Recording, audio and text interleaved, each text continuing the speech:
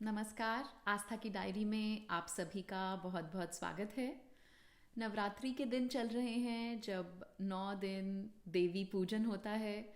घर में छोटी बच्चियों की पूजा अर्चना होती है। मेरे 2 बेटे हैं, कोई बेटी नहीं है। तो ये कविता मेरी अजन्मी बेटी के लिए है। अजन्मी बेटी। ओ मेरी अजन्मी बेटी, तुम क्यों नहीं जन्मी? मैं बहुत प्यार करती हूँ अपने बेटों से, निहारती हूँ, दुलारती हूँ उन्हें, पर कई बार याद करती हूँ तुम्हें। याद करती हूँ तुम्हें जब मैं अपनी माँ से देर तक बात करती हूँ और महसूस करती हूँ माँ की खुशी।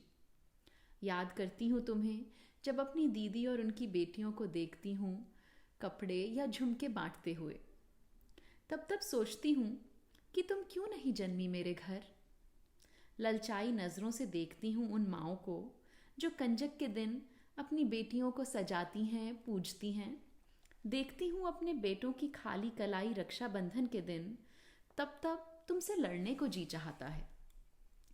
जब जब सुनती हूँ कि बेटियों के किस्से कभी खत्म ही नहीं होते, वो बताती हैं स्कूल और सहेलियों की एक एक बात, तो मैं भी पूछती हूँ बेटों से कई सवाल। अपने बेटों से कई सवाल जो बस हाँ या ना में ही दे देते हैं सारे जवाब। ओ मेरी अजन्मी बेटी, कहीं पढ़ लिया था क्या तूने अखबार? ओ मेरी अजन्मी बेटी, कहीं पढ़ लिया था क्या तूने अखबार?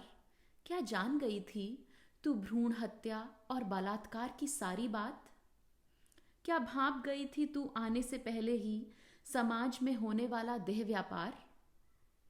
जब जब देखती हूँ ऐसी खबरें, जब जब महसूस करती हूँ कई परतों में महिलाओं पर होता अत्याचार, तो अक्सर सोचती हूँ, अच्छा ही हुआ मेरी बेटी तू नहीं जन्मी मेरे पास। अच्छा ही हुआ मेरी अजन्मी बेटी तू नहीं जन्मी मेरे पास। कैसे समझाती तुझे दोगले समाज की कोई भी बात। कैसे समझाती तुझे दोगले समाज की कोई भी बात। अच्छा ही हुआ मेरी बेटी जो तू नहीं जन्मी मेरे पास। आज की कविता इतनी ही।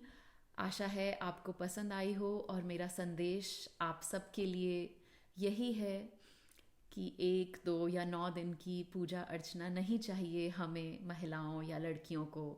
केवल समान अधिकार चाहिए, सम्मान चाहिए।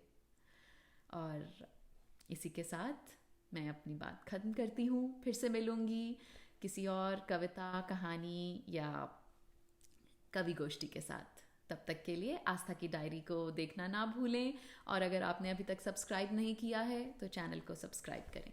नमस्ते।